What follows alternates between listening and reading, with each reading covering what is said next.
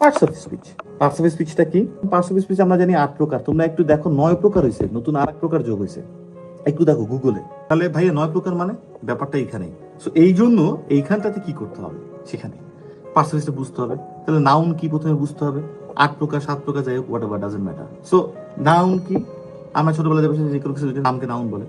But আমি এখন যেটা বলি, যে কোনো কিছুর নামকে নাউন বলে না, আরো বহুত কিছু আছে যেগুলোকে নাউন বলে। তো সেই নাউনগুলো আমাদেরকে বুঝতে হবে। যাকে নিয়ে কথা বলা হয় সেটাই নাউন। এটাই আমরা রাখবো আর কি। এটা নাও হইতে পারে কিছু কিছু জায়গায়, কিন্তু এটা যখন দিব ভুলের কিছু নাই, অসুবিধা নাই। রহিমকে নিয়ে কথা, রহিম ইজ এ গুড বয়, রহিম নাও।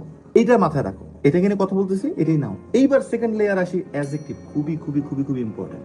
অ্যাডজেক্টিভটা কি ভাই? দোষ, গুণ, অবস্থা, সংখ্যা, পরিমাপ। এটা দিয়ে আমি করতে যাব, আমি যখন কথা বলবো স্পিকিং এ, আমি কি এত কিছু চিন্তা করে একটা ওয়ার্ড দিতে পারি অ্যাডজেক্টিভ হবে কি না, কি আমাকে ইজি কিভাবে জিনিসটা হবে সবচেয়ে তাহলে সহজ জায়গাতে নিয়ে আসি। সো এখন এখানে আমরা কি করবো তাহলে মাথায় রাখতে হবে, অ্যাডজেক্টিভকে আর দোষ গুণ অবস্থা ওই দিকে আমরা নেওয়ার দরকারই নেই। সোজা কথা হচ্ছে যেটা নিয়ে কথা বলতেছি ওইটাই নাউন। বলছি নাউন, ওটাই নাউন, আমরা জানি ওটাই নাউন এখন আমাদের হিসাবে কি। হ্যাঁ, যে নিয়ে কথা হচ্ছে এটা নাউন। ধরো আমি যেতে চাই, ঘুরতে গেছি mermaid beach. Mermaid beach is expensive, whatever it is. I'm talking about Mermaid beach, and now this is considered as a noun, right? So whatever I'm saying about this, I'm probably like kind of judging this. Whatever you say, for example, if you see a person who's coming, he's tall, he's fair, he's ugly, যেই বলতেছি whatever আমরা এগুলো আনতেছি, right? যখনই আমরা বলতেছি, কথা বলতেছি, আমরা কিন্তু যখনই যে জিনিস নিয়ে কথা বলতেছি সেই জিনিসটাকে জাজ করার জন্য একটা কমেন্ট টাইপের কোনো পাস করতেছি, রাইট?